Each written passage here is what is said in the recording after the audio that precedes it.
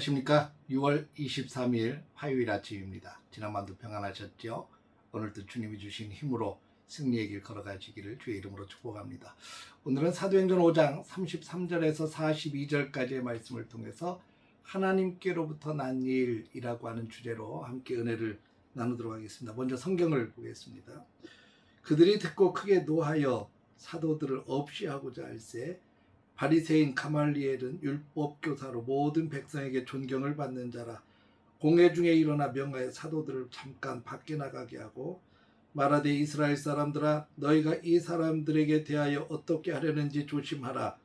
이전에 드다가 일어나 스스로 선전하며 사람이 약 400명이나 따르더니 그가 죽임을 당하며 따르던 모든 사람들이 흩어져 없어졌고 그 후 호적할 때에 갈릴리의 유다가 일어나 백성을 꾀어 따르게 하다가 그도 망한즉 따르던 모든 사람들이 흩어졌느니라. 이제 내가 너희에게 말하노니 이 사람들을 상관하지 말고 버려두라.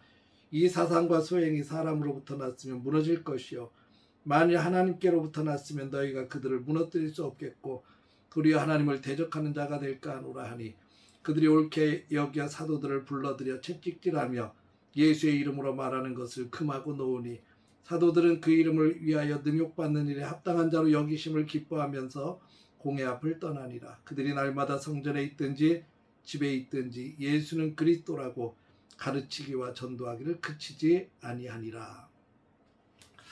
오늘 본문은 복음의 능력이 예루살렘을 뒤흔들고 있던 초대교회 시절 사도들이 사내들인 공회 앞에서 붙잡혀서 신문을 당하는 극적인 장면을 담고 있습니다.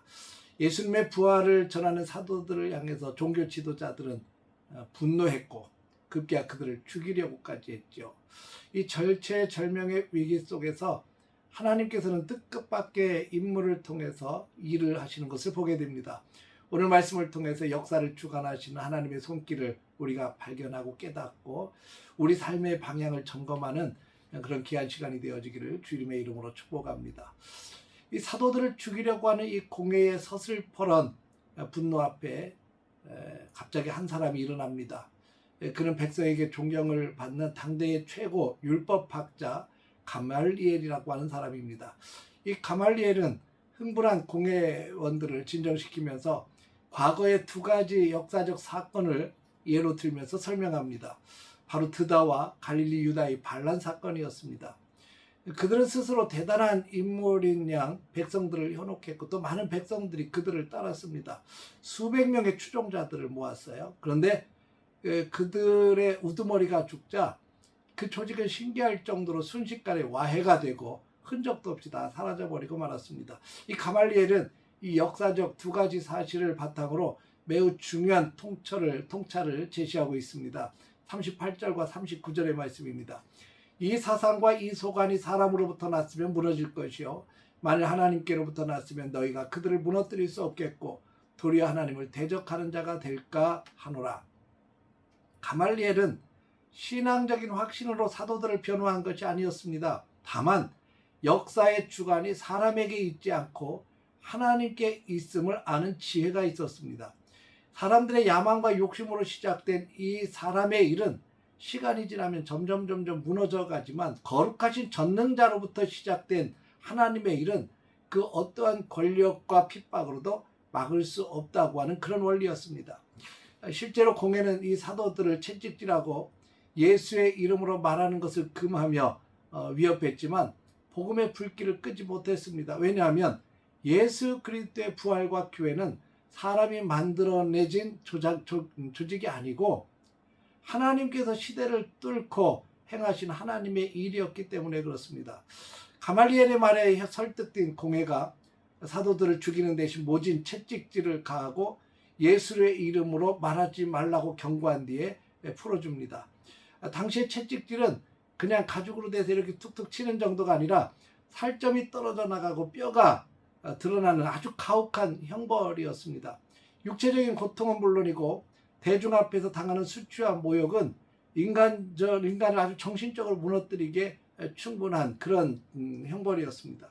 근데 채찍을 맞고 나오는 사도들의 반응은 우리의 생각을 훨씬 뛰어넘어서 이렇게 반응하고 있습니다. 41절을 보면 사도들은 그 이름을 위하여 능욕받는 일에 합당한 자로 여기심을 기뻐하면서 공회 앞을 떠나니라. 사도들을 억울해하거나 두려워하지 않았습니다. 오히려 예수의 이름을 위해서 고난받는 자격, 즉 능욕받는 일에 합당한 자로 여기면서 인정받았다는 사실에 대해서 아주 깊이 기뻐했다는 겁니다. 그들은 고난 속에서 낙심하는 대신 자신들이 참된 주님의 제자라고 하는 영적 훈장을 얻었다고 믿었습니다. 그리고 42절 말씀처럼 그들은 날마다 성전에 있든지 집에 있든지 장소를 가리지 않고 예수는 그리스도라고 가르치기와 전도하기를 쉬지 않았다고 기록합니다. 세상의 위협이 하나님의 일에 붙들린 사람들을 결코 굴복시킬 수 없었음을 보여줍니다. 하나님의 시작한 일은 하나님께서 계속 진행시키기에 사람의 계획과 핍박과 엄포에도 불구하고 절대로 막지 못한다는 사실을 잘 보여주고 있습니다. 사랑하는 성도 여러분, 오늘 말씀은 분주한 삶을 살아가는 우리에게 두 가지 결단을 촉구합니다. 첫째는 나의 삶이 사람이 아닌 하나님의 일에 붙들려 있는지를 한번 점검해 보십시다. 내 이름과 유익을 구하는 이 사람의 일은 아무리 화려해도 결국 무너집니다. 그러나 하나님의 뜻에 뿌리를 둔 하나님의 일은 절대로 멈추지 않을 것입니다. 영원히 남을 것입니다. 오늘 아침 우리가 하나님 앞에 기도하고 계획 세우는 이 일이 내 야망이 아닌 하나님의 뜻을 이루고 하나님의 나라를 향하도록 만드십시다. 하나님께로부터 난 일은 결코 망하지 않는다는 확신을 가지고 영원한 가치의 삶을 던질 수 있기를 주의 이름으로 축복합니다. 두 번째는 주님을 위한 고난과 손해를 신앙의 특권으로 받아들이십시다. 사도들은 예수의 이름 때문에 당하는 수치를 부끄러워하지 않았습니다. 오히려 제자의 증거로 여기면서 기뻐했습니다. 오늘날 세상 속에서 말씀대로 살아가다 보면 손해도 보고 오해를 받을 때도 있고 그때마다 낙심하게 되는데 우리 낙심하지 마십시다. 내가 주님의 참된 제자라고 하는 영적 훈장임을 우리는 기억하면서 도리어 기뻐할 수 있기를 축복합니다. 오늘 하루 내가 머무는 가정과 일터 또 직장에서 예수는 그리스도이심을 내가 확신하고 우리의 삶을 통해서 주님을 증거하는 축복의 삶이 되어지길 바랍니다. 세상의 어떤 위협도 우리를 절대로 무너뜨릴 수 없음을 확신하며 오늘도 믿음으로 당당하게 승리하는 귀한 성도님들 되시기를 주의 이름으로 축원합니다. 기도하겠습니다.